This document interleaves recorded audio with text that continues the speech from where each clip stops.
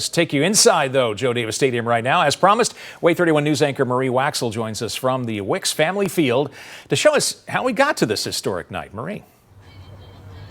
Hi, Dan. Yes, you know, the final touches are being put on the inside and outside of the stadium right now as they prepare to welcome fans in just a short time. But, you know, for nearly 10 years, this stadium has really just been abandoned. It's been emptied. Some would have called it an eyesore. Others say it was just a hole in the city left to hold the memories of a life past. So to fully understand the significance of what's happening here tonight in Huntsville, you have to start from the beginning, and that's where we start tonight.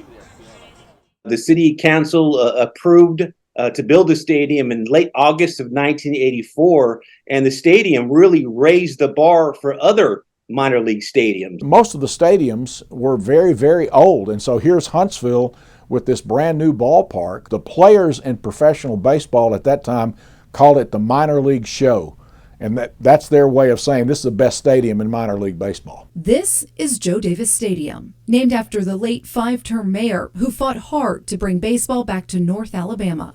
But as former director of broadcasting for the Huntsville Stars, Rick Davis explains, the Joe was more than just baseball. It was new. It was actually a multi-purpose stadium. It was designed so that you could play football and other sports there. In fact, the first few years, Alabama A&M played some of their home games there. Lots of high school football was played there. After finally getting the approval to build in August of 1984, crews spent the next 33 and a half weeks bringing the Field of Dreams to life. And as the famous line goes, Huntsville proved if you build it, they will come. The first game, April 19th, 1985, over 10,000 fans crammed that stadium, and the Stars beat the Birmingham Barons 10-0.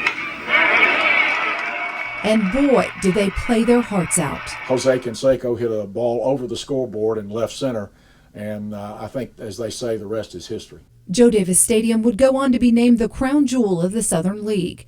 Even more impressive, of the 22 players on the original roster, 13 spent time in the major leagues.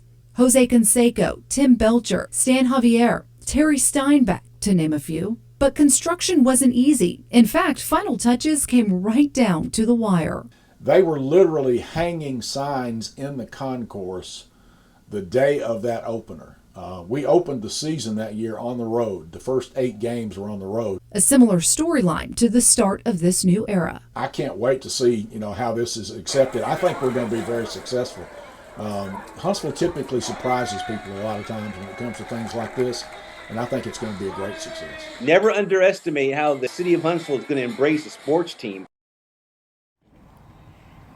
Never underestimate the city of Huntsville. If you got anything from that historic look back, and you know what? I'm told tonight's crowd is a sold-out crowd, so a lot of excitement, a lot of butterflies for the team and the fans getting ready to go into tonight.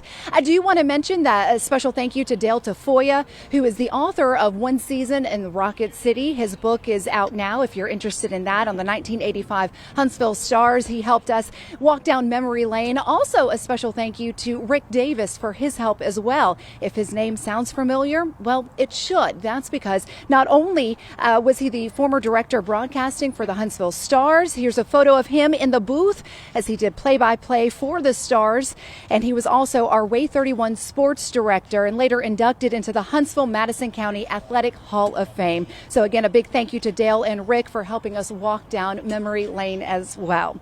Now, we are all thrilled, though, that baseball has found a new home at Toyota Field, but let's get back to the present, right? Soccer will be the new heartbeat here in Joe Davis Stadium, and we are all excited to welcome the Huntsville City FC as they get started with their first ever home game tonight.